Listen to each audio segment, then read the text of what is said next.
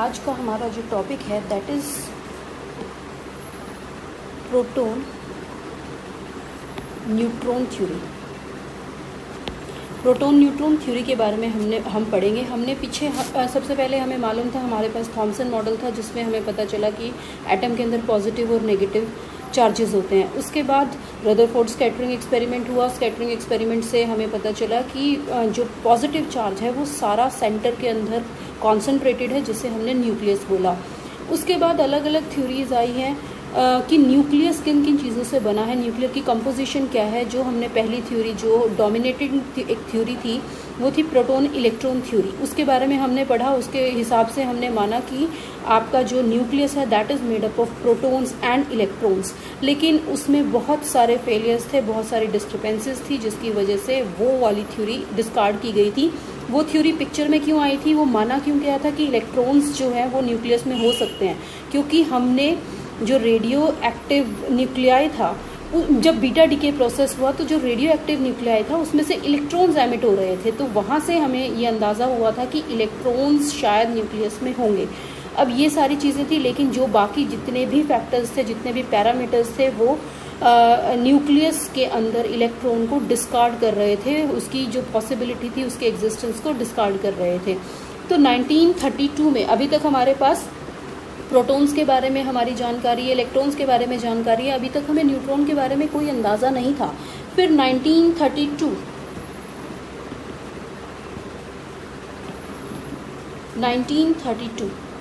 में James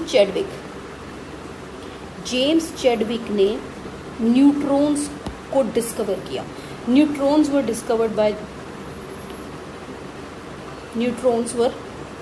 discovered. जब neutrons picture में आए तो फिर उसके बाद माना गया कि प्रोटॉन्स और न्यूट्रॉन दो चीज़ें ऐसी हैं जो न्यूक्लियस के अंदर एग्जिस्ट कर रही हैं, और इलेक्ट्रॉन्स जो हैं वो कर रहे हैं न्यूक्लियस के चारों तरफ रिवॉल्व। फिर ये थ्योरी जो आज भी मानी जाती है वो थ्योरी पिक्चर में आई।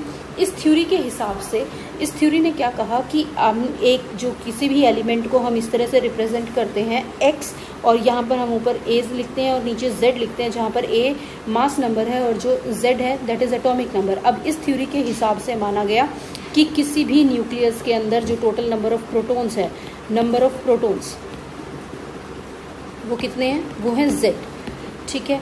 और नंबर ऑफ न्यूट्रॉन्स जो हैं न्यूक्लियस के अंदर, ये न्यूक्लियस की हम बात कर रहे हैं, नंबर ऑफ न्यूट्रॉन्स जो हैं that is a minus z neutrons हैं, z प्रोटॉन्स हैं, और जो z electrons are revolving around the nucleus. जिससे हमारे पास यहाँ पर प्रोटॉन के अंदर हमें मालूम है न्यूक्लियस का जो चार्ज होता है वो प्लस z होता है, तो वो भी जस्टिफाई हो रहा है इससे, क्योंकि न्यूट्रॉन्स क्या माने गए हैं, न्यूट्रॉन्स आर न्यूट्रल। तो यहाँ से जो आपका न्यूक्लियस है, न्यूक्लियस के ऊपर जो चार्ज है वो प्लस z है। अब जो z इलेक्ट्रॉन्स की वजह से जो एटम है वो क्या हुआ, इलेक्ट्रिकली न्यूट्रल, क्योंकि प्लस Zd माइनस Zd दोनों कैंसिल होकर एटम जो है वो इलेक्ट्रिकली न्यूट्रल बन गया। तो इस स्ट्रक्चर ने काफ़ी चीज़ें हमारी एक्सप्लेन करने में मदद की। अब न्यूट्रॉन जिस चीज़ की वजह से इलेक्ट्रॉन को डिस्कार्ड किया गया, अब उन चीज़ों की वजह से देखते हैं कि क्या न्यूक्लियस के अंदर न्यूट्रॉन एग्जिस्ट कर सकता है। तो याद है हमने जो पहली चीज़ मानी थी, हमने निकाला था एनर्जी ऑफ इलेक्ट्रॉन्स निकाला था न्यूक्लियस के अंदर। तो हम यहाँ पर भी क्या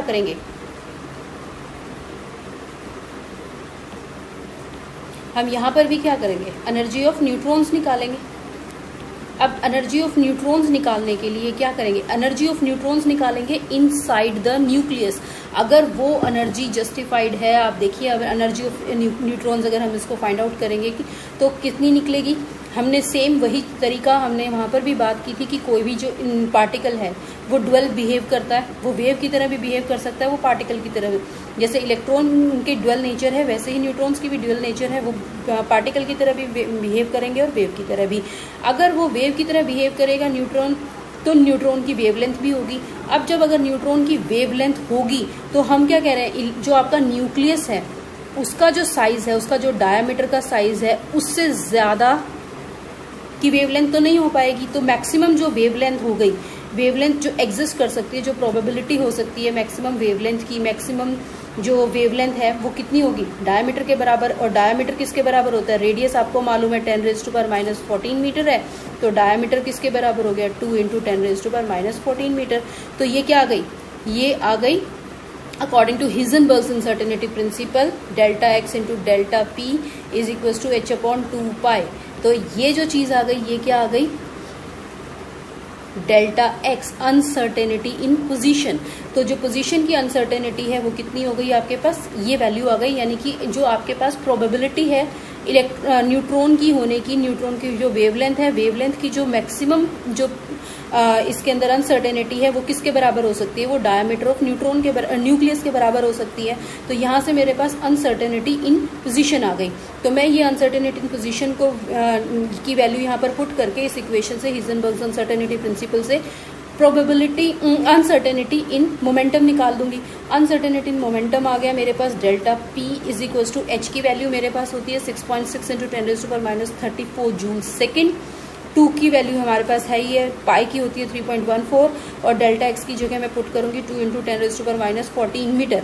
और उसके बाद मेरे पास जो वैल्यू आएगी, उसकी वैल्यू आएगी इन टर्म मोमेंटम की वैल्यू, यहाँ पर मेरे पास जो टोटल वैल्यू आ जाएगी that comes out to be 0.0525 into 10⁻⁻19 unit होती है जूल सेकेंड पर मीटर के बराबर, क्योंकि जब हम सबकी वैल्यूज यहाँ पर पुट करेंगे। अब ये वाली वैल्यू जब देखेंगे तो ये वैल्यू क्या है, 1 से भी बहुत कम है, तो मैं इसको अप्रॉक्सीमेटली 10⁻⁻19 जूल सेकेंड पर मीटर लिख रही हूँ। ठीक है, तो मेरे पास ये आ गई अनसर्टेनिटी इन मोमेंटम। अब मेरे पास अनसर्टेनिटी इन मोमेंटम है। अनसर्टेनिटी इन मोमेंटम का मतलब क्या हो गया, वैल्यू मेरे पास अनसर्टेनिटी इन पोजीशन से मैंने अनसर्टेनिटी इन मोमेंटम निकाला। अब इस अनसर्टेनिटी इन मोमेंटम को यूज करते हुए मैं एनर्जी की वैल्यू निकालूंगी, जिस वैल्यू के साथ न्यूक्लियस जो है, न्यूट्रॉन जो है वो न्यूक्लियस की जो न्यूट्रॉन की कितनी एनर्जी पॉसिबल है न्यूट्रॉन के न्यूक्लियस के अंदर।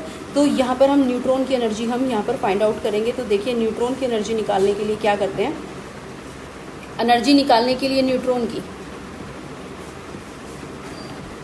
हमारे पास क्या इक्वेशन होती है, energy of the neutron E is equals to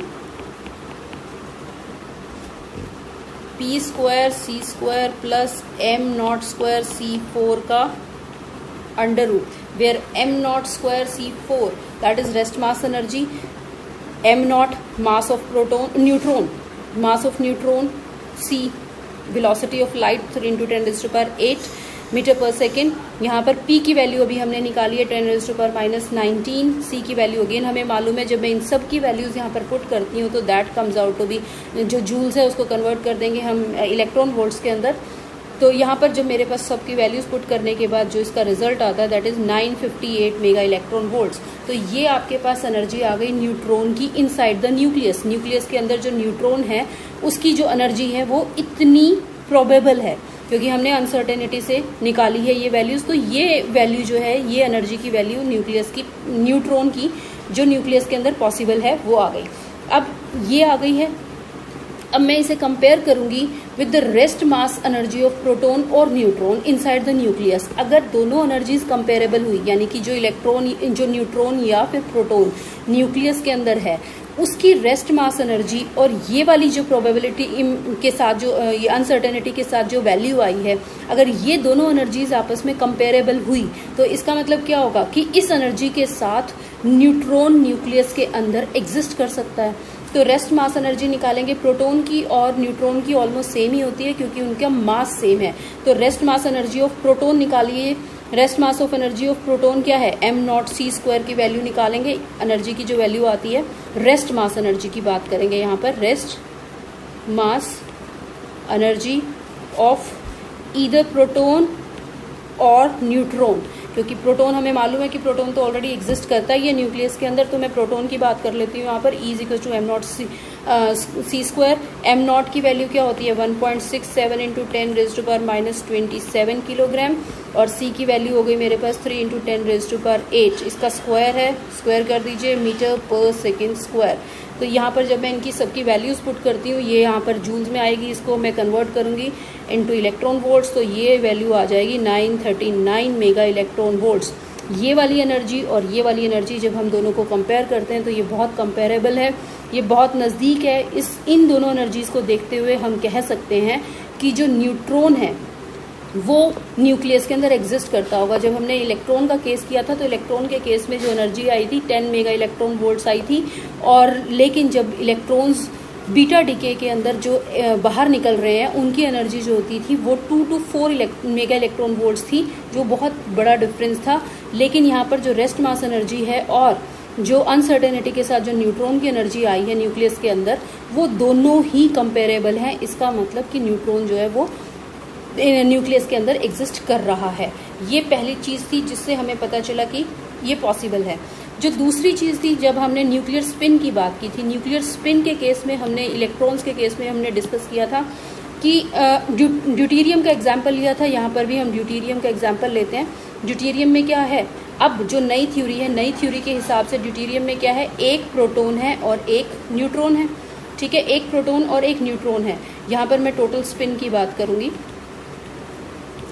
आपको मालूम है प्रोटॉन और न्यूट्रॉन दोनों ही क्या है, फर्मियंस, तो दोनों फर्मियंस हैं। इसका मतलब फर्मी डिराक स्टैटिस्टिक्स को फॉलो करेंगे। इसका मतलब क्या हुआ कि दोनों की स्पिन प्लस हाफ या माइनस हाफ पॉसिबल है।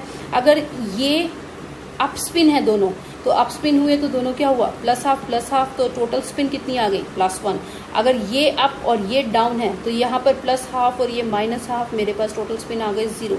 ये डाउन और ये अप है तो इसके पास माइनस हाफ, इसके पास +0। अगर दोनों ही डाउन है तो ये माइनस हाफ और मेरे पास स्पिन आ गई -1। और जब मैंने एक्सपेरिमेंट परफॉर्म किया तो मेरे पास ड्यूटेरियम की जो एक्सपेरिमेंटल नोन स्पिन है वो है +1।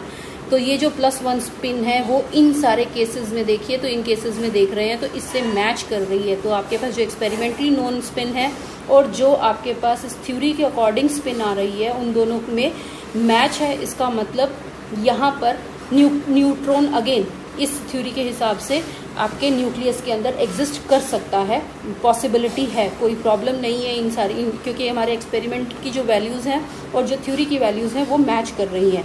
तो यहाँ से हमें पता चल रहा है कि हाँ, पॉसिबिलिटी है एग्जिस्टेंस की न्यूट्रॉन की।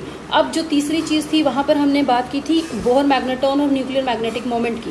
तो इलेक्ट्रॉन का मैग्नेटिक मोमेंट था, जब हमने मैग्नेटिक मोमेंट निकाला तो इलेक्ट्रॉन का जो मैग्नेटिक मोमेंट था इन कंपैरिजन टू न्यूक्लियस, जो न्यूक्लियस का मैग्नेटिक मोमेंट था उसके कंपैरिजन में वो आया था 1836 गुना ज़्यादा, 1836 टाइम्स लार्जर आया था मैग्नेटिक मोमेंट ऑफ प्रोटॉन से इलेक्ट्रॉन का। Mu B upon mu N याद है आप लोगों को, तो वहाँ mu E upon mu N, तो वो आया था कुछ 1836 टाइम्स। तो उस केस में क्या हो गया कि इलेक्ट्रॉन्स अगर न्यूक्लियस में एग्जिस्ट करेंगे तो जो मैग्नेटिक मोमेंट है इलेक्ट्रॉन्स की, क्योंकि वो इतनी ज़्यादा है तो वो डोमिनेट करनी चाहिए। लेकिन जब एक्सपेरिमेंट किया गया तो एक्सपेरिमेंट से हमें पता चला कि जो मैग्नेटिक मोमेंट है न्यूक्लियस की वो बहुत कम है मैग्नेटिक मोमेंट ऑफ इलेक्ट्रॉन से, जिससे साबित हुआ कि इतनी मैग्नेटिक मोमेंट के साथ जो इलेक्ट्रॉन है वो न्यूक्लियस के अंदर एग्जिस्ट नहीं कर सकता। लेकिन जब हमने बात की न्यूक्लियर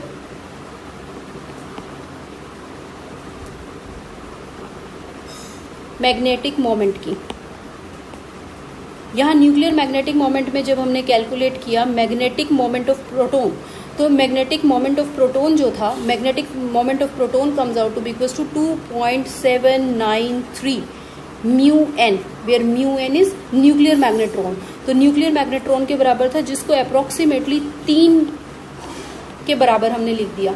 उसके बाद जब हमने न्यूट्रॉन की मैग्नेटिक मोमेंट निकाली तो न्यूट्रॉन की मैग्नेटिक मोमेंट आई -1.913 into 3 times of nuclear magnetron. तो यहाँ से न्यूक्लियर मैग्नेट्रॉन की वैल्यू आ गई, it is approximately equal to 2 mu N. तो मेरे पास यहाँ पर वैल्यू आ गई 2 म्यू एन के बराबर। तो हम यहाँ पर देख रहे हैं कि ये जो दोनों वैल्यूज़ हैं ये काफ़ी नज़दीक है, काफ़ी क्लोज हैं। तो हम इन दोनों में ये मान के चल सकते हैं कि जो न्यूक्लियस का जो न्यूक्लियर मैग्नेट्रॉन है वो न्यूक्लियस के अंदर प्रोटॉन्स और न्यूट्रॉन्स दोनों ही एग्जिस्ट कर रहे होंगे, क्योंकि मैं यहाँ पर मैग्नीट्यूड की बात कर रही हूँ। ये जो साइन नेगेटिव साइन आया हुआ है, ये नेगेटिव साइन आया है, इसके पीछे जो थ्योरी है वो ये है कि जो आपके पास इस केस में जो म्यू पी है, mu P in case of magnetic moment of proton, magnetic moment of proton and spin both are in same direction, तो सेम डायरेक्शन की वजह से यहाँ पर मेरे पास आ गया ये पॉजिटिव। लेकिन जब मैं न्यूट्रॉन की बात करती हूँ तो μ1 and spin both are anti parallel, तो एंटी पैरेलल होने की वजह से यहाँ पर मेरे पास माइनस साइन आया है। मैं यहाँ पर जो कंपेयर कर रही हूँ वो सिर्फ मैग्नीट्यूड्स कंपेयर कर रही हूँ, डायरेक्शन की बात नहीं कर रही हूँ। डायरेक्शंस आई हैं इन रीजंस की वजह से, लेकिन जब मैग्नीट्यूड की बात कर रहे हैं तो मैग्नीट्यूड हम देख रहे हैं मैग्नेटिक मोमेंट ऑफ प्रोटॉन और magnetic moment of neutron are quite close. तो यहाँ से हमारे पास ये थ्योरी निकल कर आ रही है कि हमारे पास जो प्रोटॉन्स हैं और न्यूट्रॉन्स हैं दोनों ही न्यूक्लियस के अंदर एग्जिस्ट कर सकते हैं। इलेक्ट्रॉन के केस में रिमेंबर इट 1836 टाइम्स आया था, जो उसकी पॉसिबिलिटी को रूल आउट कर रहा था कि वो न्यूक्लियस के अंदर हो सकता है। तो यहाँ से ये मेरे पास वैल्यूज आ गई। अब देखिए यहाँ पर मैं यहाँ μp प्लस μn निकालना है, तो μp प्लस μn किसके बराबर हो गया 2.793 माइनस 1.913 μn के बराबर हो गया, that comes out to be 0.88 μn के बराबर आ गया।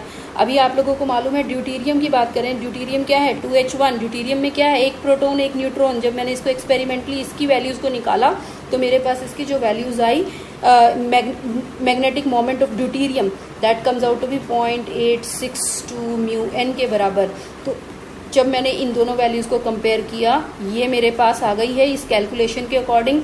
ये वैल्यू मेरे पास एक्सपेरिमेंटल वैल्यू है ड्यूटेरियम की। ड्यूटेरियम में एक प्रोटॉन एक न्यूट्रॉन होता है, यही चीज़ यहाँ पर कि एक प्रोटॉन लिया है एक न्यूट्रॉन लिया है। तो एक प्रोटॉन और एक न्यूट्रॉन की जब हमने मैग्नेटिक मोमेंट निकाली ड्यूटेरियम एटम के लिए तो that comes out to be 0.862 μn। और एक्सपेरिमेंटल और जो हमारे पास कैलकुलेटेड वैल्यूज़ हैं वो बहुत क्लोज आ गई हैं, जिससे हमारी इस थ्योरी को फिर से थोड़ी सी स्ट्रेंथ मिली है कि हाँ ये थ्योरी फिजिबल है, ये थ्योरी पॉसिबल है। तो यहाँ से हमारे पास न्यूक्लियर मैग्नेटिक मोमेंट की भी बात हो गई है। हमने यहाँ जहाँ इलेक्ट्रॉन की बात की थी तो वहाँ पर वो चीज़ें डिस्कार्ड हो गई थी, लेकिन यहाँ पर मेरे पास ये थ्योरी के हिसाब से प्रोटॉन्स के साथ साथ न्यूट्रॉन्स भी न्यूक्लियस में एग्जिस्ट कर सकते हैं। अभी तक न्यूक्लियस की जितनी भी बातचीत चल रही है उस हिसाब से न्यूक्लियस सारे पैरामीटर्स को क्लियर करता जा रहा है कि हाँ वो एग्जिस्ट कर सकता है। उसके बाद हमने जो नेक्स्ट बात की थी वो की थी कॉम्पटन वेवलेंथ की। कॉम्पटन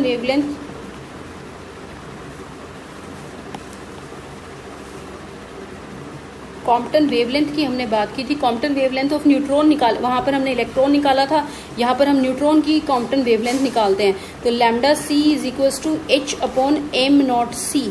ध्यान है आप लोगों को, कॉम्पटन वेवलेंथ मैंने यहाँ लिखी थी, this is the Compton wavelength of neutron.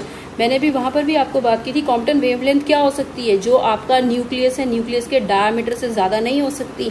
तो वहाँ पर आपके पास जो डायामीटर है उससे 1000 गुना ज़्यादा कॉम्पटन वेवलेंथ आई थी इलेक्ट्रॉन की। लेकिन अब हम इस केस में अगर हम निकालेंगे h की value again 6.6 into 10⁻⁻34 joule second square निकाली।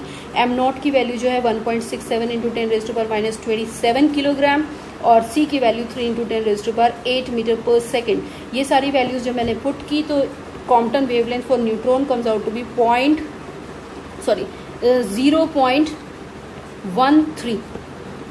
0.13 इंटू 10⁻14 मीटर्स। जबकि डायामीटर जो है, डायामीटर हमने वहाँ पर भी बात की थी, it is equals to 0.24 into 10⁻14 metres. तो हम यहाँ पर देख रहे हैं कि ये वाली वैल्यू कम है, ये ज़्यादा है। इसका मतलब ये कॉम्पटन वेवलेंथ इस न्यूक्लियस के साइज के अंदर एग्जिस्ट कर सकती है। तो अगेन यहाँ से पता चल रहा है कि हमारे पास जो न्यूट्रॉन है वो न्यूक्लियस के अंदर एग्जिस्ट कर सकता है, क्योंकि जो न्यूक्लियर डायमेंशन है, न्यूक्लियर का जो डायामीटर है वो ज़्यादा है in comparison to Compton wavelength of neutron. तो यहाँ पर एक ये थ्योरी थी। उसके बाद हमने वहाँ बात की थी कि जो आपका इलेक्ट्रॉन है वो ड्वेल बिहेवियर शो कर रहा है कि न्यूक्लियस के अंदर भी है बाहर भी है, और दोनों जो न्यूक्लियस के अंदर है और जो बाहर रिवॉल्व कर रहा है उन दोनों के जो बिहेवियर हैं वो अलग होने चाहिए थे। उसके बावजूद भी हमारे पास इलेक्ट्रॉन के दो अलग अलग बिहेवियर का कोई जिक्र नहीं आ रहा था किसी भी एक्सपेरिमेंट में। तो इलेक्ट्रॉन की को इसीलिए भी डिस्कार्ड किया गया था। यहाँ पर सीधा है कि न्यूट्रॉन जो है वो न्यूट्रॉन्स जो हैं वो सिर्फ न्यूक्लियस के अंदर है, तो इसीलिए न्यूक्लियस के ड्वेल बिहेवियर का भी कोई प्रॉब्लम नहीं है। उसके बाद जो हमने बात की थी कि इलेक्ट्रॉन्स को क्यों माना गया था, बीटा डिके की वजह से माना गया था कि न्यूक्लियस के अंदर एग्जिस्ट कर सकते हैं। तो ये जो प्रोटॉन न्यूट्रॉन थ्योरी है उसने इस जो प्रोसेस है उस प्रोसेस को भी यहाँ पर जस्टिफाई किया था, उस प्रोसेस को भी एक्सप्लेन किया था। प्रोटॉन न्यूट्रॉन थ्योरी जो है वो उसके अकॉर्डिंग जो इलेक्ट्रॉन एग्जिस्ट नहीं करता न्यूक्लियस में, लेकिन इंटरनल इंस्टेबिलिटी की वजह से, न्यूक्लियस के अंदर जो इंटरनल इंस्टेबिलिटी आती है उसकी वजह से जो न्यूट्रॉन है that changes into proton inside the nucleus according to the reaction N10 that is equals to P11 plus E0 -1। देखिए यहाँ पर इलेक्ट्रॉन बन गया है plus this is called antineutrino particle. यहाँ पर ये देखिए ये बीटा पार्टिकल जो है ये एमिट हो रहा है, यहाँ पर ये बीटा पार्टिकल जो है ये इलेक्ट्रॉन एमिट हो रहा है। इलेक्ट्रॉन एमिट कब हो रहा है? जब neutron is converted into proton. तो ये इंटरनल इंस्टेबिलिटी जो है न्यूक्लियस की, उसकी वजह से न्यूट्रॉन प्रोटॉन में कन्वर्ट हो रहा है, इसीलिए एमिशन में आपके पास एक बीटा पार्टिकल मिल रहा है, ना कि बीटा पार्टिकल न्यूक्लियस में ऑलरेडी एग्जिस्ट कर रहा है, और साथ में हमारे पास एंटी न्यूट्रिनो पार्टिकल मिलता है। उसके अलावा जब हम बात करते हैं इन case of emission of beta positive particle, तो उस केस में क्या होता है कि जो प्रोटॉन है that is converted into neutron and the reaction goes on like this N10 plus E0 +1 plus neutrino particle. तो इस तरह से यहाँ पर जो एमिशन है बीटा पार्टिकल का, उसके अंदर इलेक्ट्रॉन क्यों आ रहा है वो चीज़ को भी, क्योंकि न्यूट्रॉन और प्रोटॉन क्या है आपस में इंटरचेंजेबल हैं, और इनकी चेंजेबिलिटी की वजह से आपके पास यहाँ पर इलेक्ट्रॉन का एमिशन होता है। तो ये इस वजह से, सारी चीज़ों की वजह से जो हमारा ये जितनी भी हमने पैरामीटर्स पढ़े हैं या फैक्टर्स पढ़े हैं, इन सब चीज़ों की वजह से हमने ये एस्टैब्लिश किया कि जो न्यूक्लियस है that is made up of neutrons and protons. यहाँ से ये थ्योरी